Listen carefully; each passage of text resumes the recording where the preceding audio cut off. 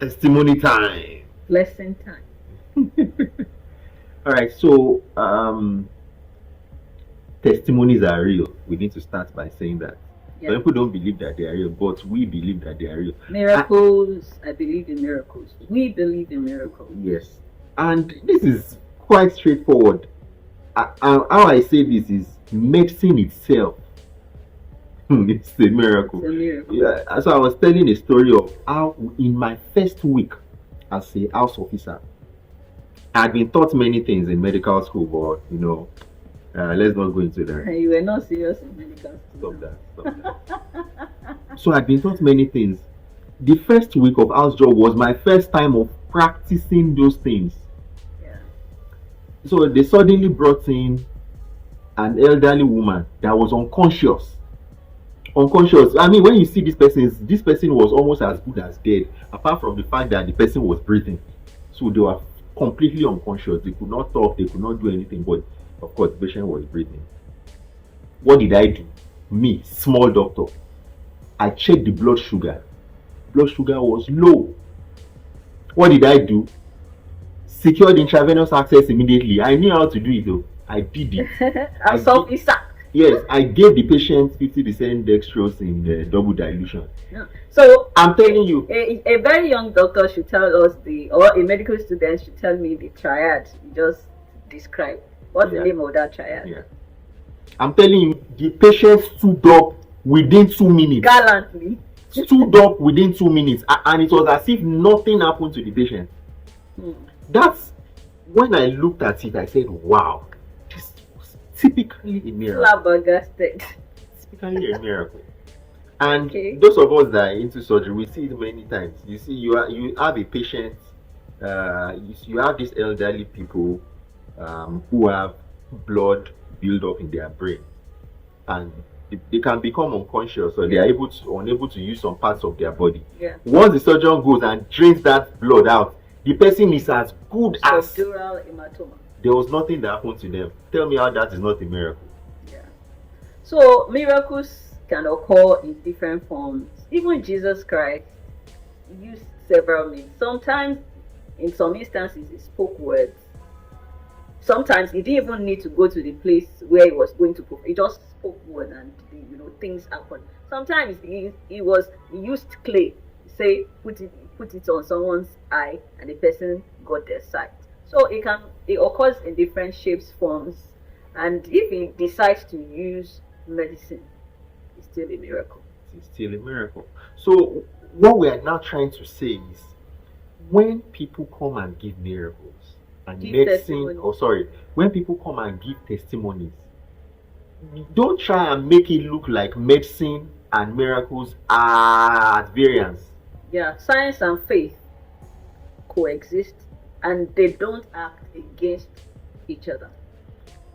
We are tired of hearing things like God put the doctors to shame. Why? God put the doctors to shame. Relax now.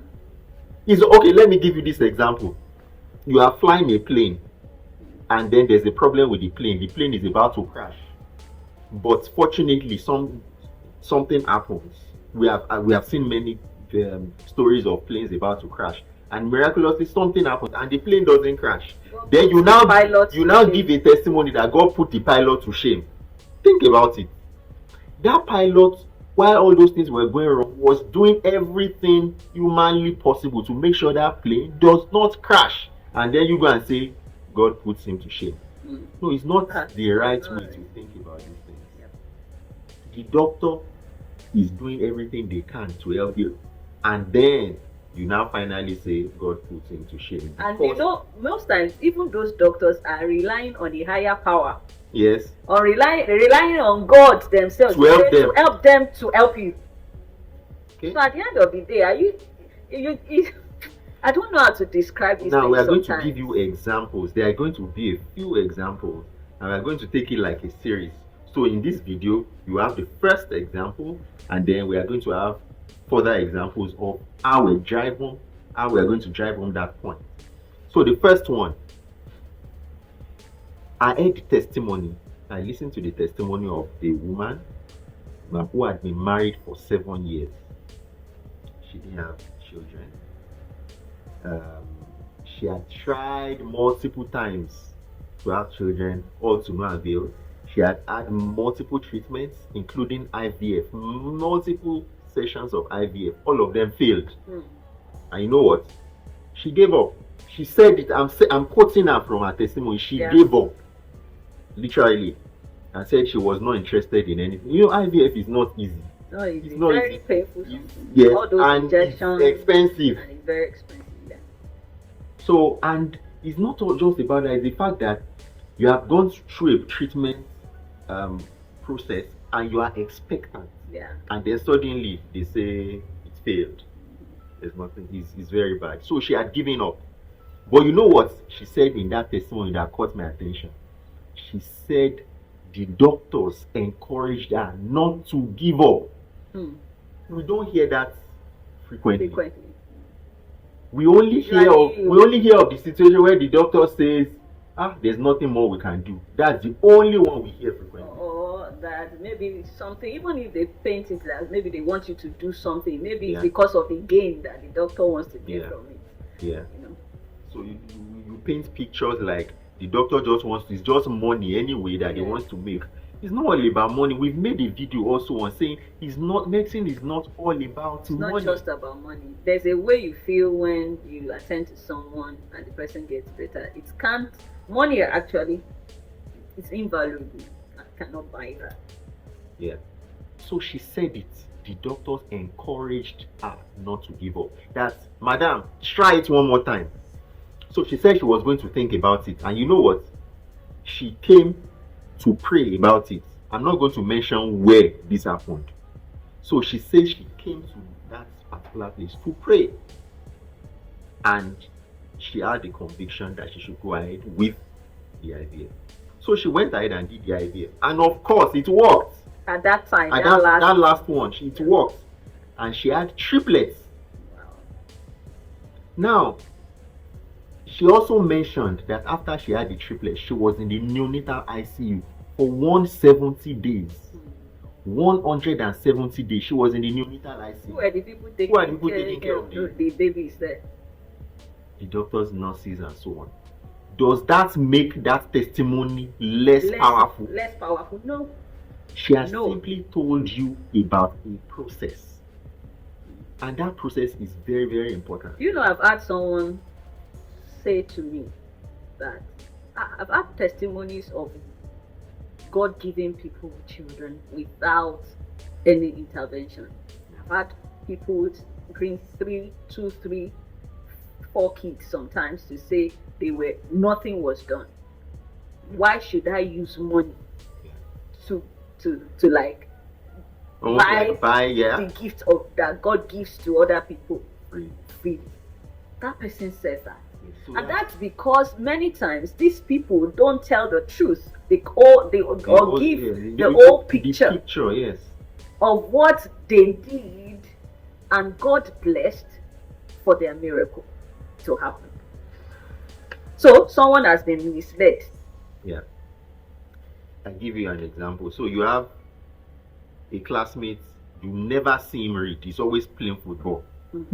He's always playing. At the end of the session, he's always the highest scoring candidate in the exam.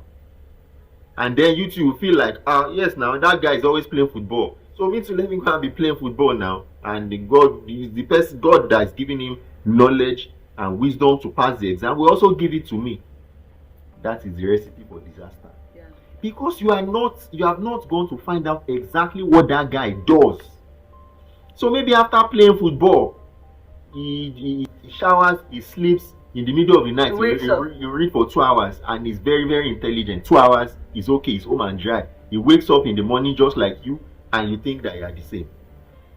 People should learn to give the full story, so that others are not misled. We are not saying that there are not situations where without any medical intervention like IVF, people have twins. We are not saying it's not possible. It's possible. It's very possible. But most of those that you see, multiple ones, 3, 4, multiple pregnancies, there's some medical intervention. And let us stop thinking that the fact that there's medical intervention means that God did not do it. God's hand is not there, No. or it's incomplete. Okay, so why is it that some of them fail? So the fact that you do it doesn't mean it's going to work. So stop thinking that if I tell people now that it's IVF, they will start thinking, I don't have faith I don't have faith in God. I'm not spiritual enough. No. That is not it. And you know, with this fertility IVF thing, the earlier the better. The earlier the better. I know many people are beginning to, gain lots of knowledge about it. So, but we need to spread the message so that people know this. You don't want a 60-year-old woman coming out to tell you that, oh, if only I had known. Exactly. Right? 60, 65, 70. Right. Alright, see you next time.